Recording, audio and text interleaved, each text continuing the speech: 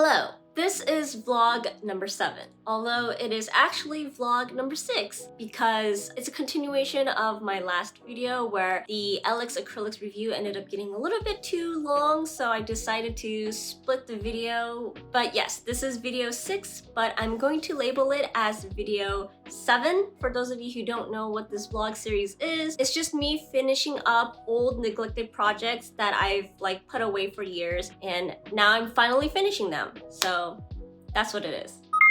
Moving on, I'm going to pick the number for what project I'll be working on in this video.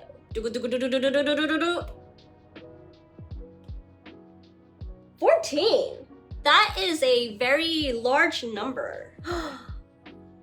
Oh, I thought these were numbers just for the design, but it's how many numbers you want to generate on one page. So if I do that, that's 10 numbers. I did not know that. Let's look at what number 14 is. Oh, I guess I didn't throw these away.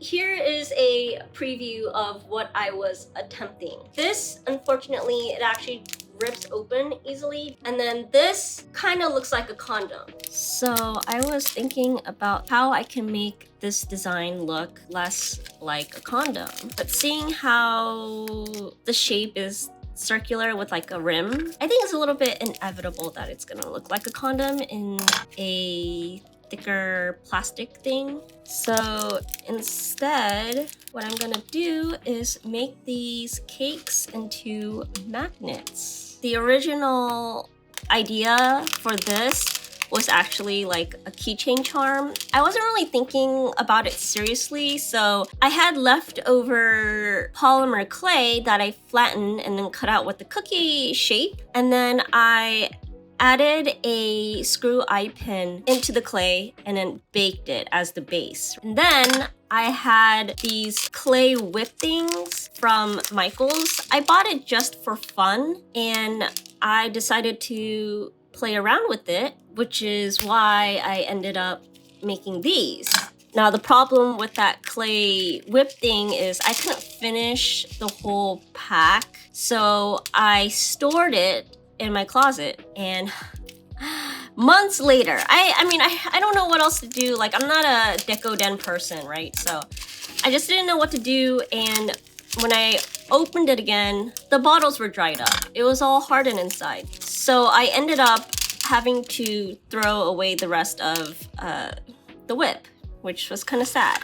The whip was covering the screw on the top, and I just thought maybe that'd be enough to like secure the screw in it, but no, that was not the case. The screw actually ended up coming out because these aren't like the best adhesive. I mean, it worked really well with these details, but for the metal screw, it didn't work out. Originally, I did not think I would like these so much. I was just fucking around, seeing what would happen. When I finished, I was like, oh my gosh, these are so cute. And if I knew I was gonna like them, I would have done a better job with the screws, or I would have taken this project a lot more seriously. As you saw, there are these gaping holes at the top. So now I'm gonna have to figure out a way to fill them up.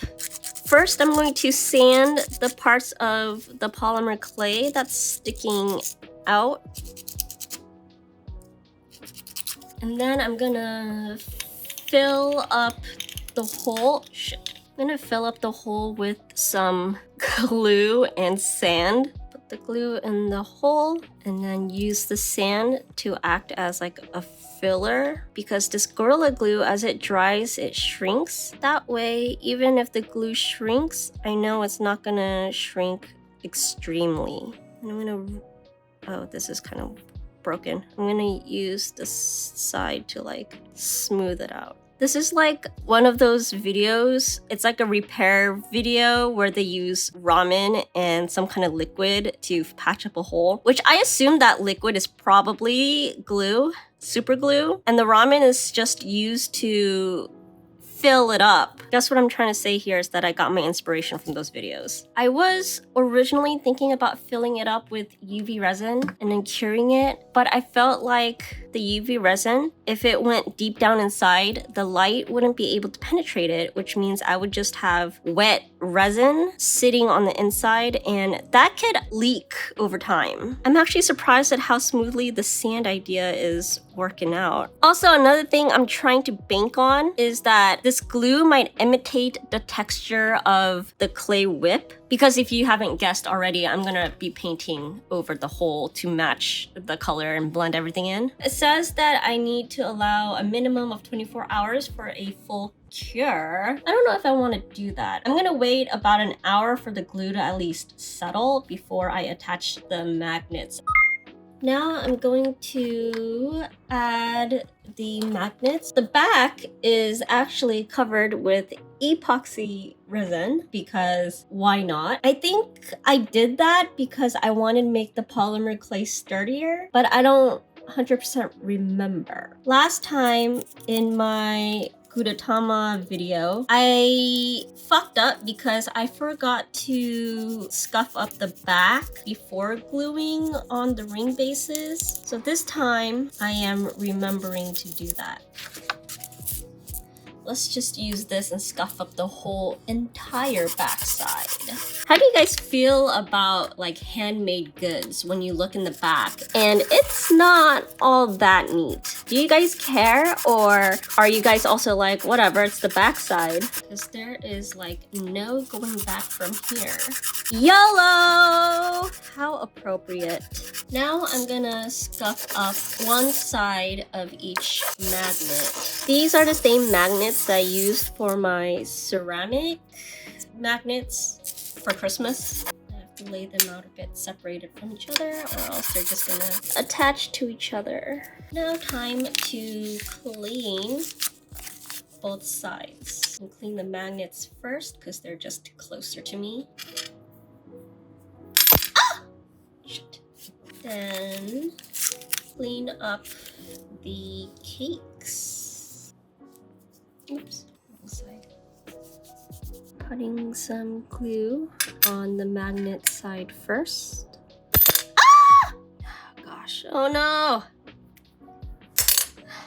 They both attached on the scuffed up side, so I don't think there's much for me to clean, but that kind of sucked. Then I'm also going to glue the cake side as well, per instructions, making sure that it is straight. I'm going to need a toothpick. Squeeze it together. I'm gonna hold it for 5 seconds. And see how it kind of like overflowed through the side. I kind of like to secure it this way. It gives me a more peace of mind. And like I said before, when it dries, it kind of shrinks. So the glue sticking out being an eyesore doesn't concern me all that much. It kind of looks okay actually in the end. Ah! Sorry, I keep screaming. I don't know, that's my response. I'm so sorry. The thing is, in real life, I don't scream all that much when I get startled. My reaction is normally like, oh shit, what the fuck's that? But then when I craft, I scream a lot. I think my fear emotion is just heightened when I craft. Ooh.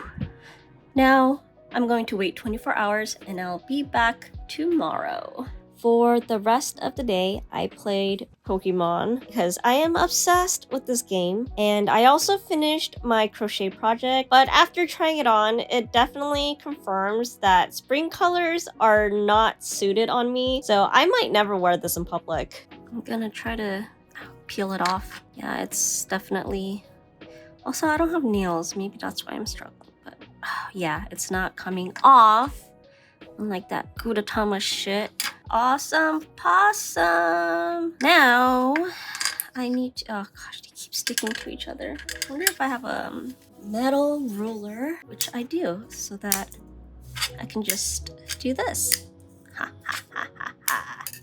Now I need to cover up these sand holes. First, I'm gonna take some medium viscosity white acrylic paint and give it a, oh, this brush is too thick. I'm gonna give it a good coating. So there are these like yellow spots that are from that stupid bead. The pigment on those beads seem to transfer really easily, but for those yellow spots, I don't think I would need to do a white base coat. I think I could just go straight in with the color. I'm gonna try to color match this green first. The one thing I am kind of worried about is the fact that this acrylic paint might change in color when it dries. Like wet, it might look the exact shade, but when it dries, there might be a slight difference. Hopefully it's not that big of a deal, especially since these holes are pretty small. I think it needs a tiny bit of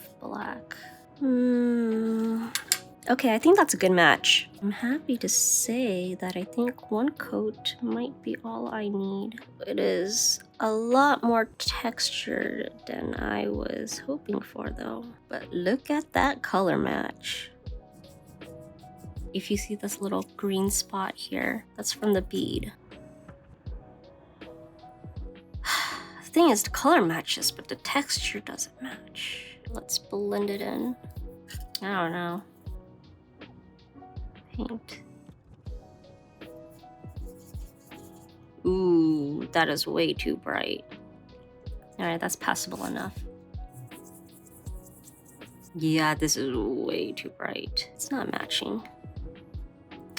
Oh well. Now I'm going to try to use this Duraclear Ultra Matte to cover up the texture. So this is the same gloss that I use for my polymer clay when I want it to be matte, and even my keycaps when I want to keep it matte. I sent these to a friend to test them out, and after, I don't even know how long, maybe a year or two, they still look really good. Now, I typically don't brush it on. I like to use a sponge, but I want to see what it'll look like if I just brush it on, if it'll like smooth and matte out the edges or just make it worse.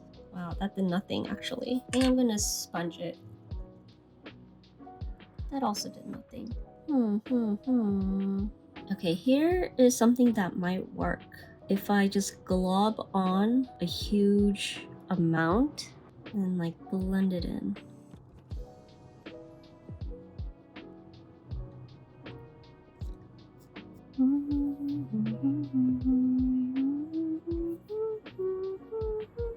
It's Christmas time in hell. Now it's time to let it dry fully.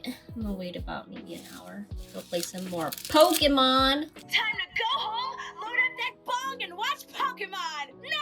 I think the clear glaze is all dried. I mean, in person, it's not that terrible looking. Like, yeah, there's texture, but it looks like this cream texture. I think the stars look a lot better because there wasn't a lot of issues to begin with. It just looks like, I guess, clay.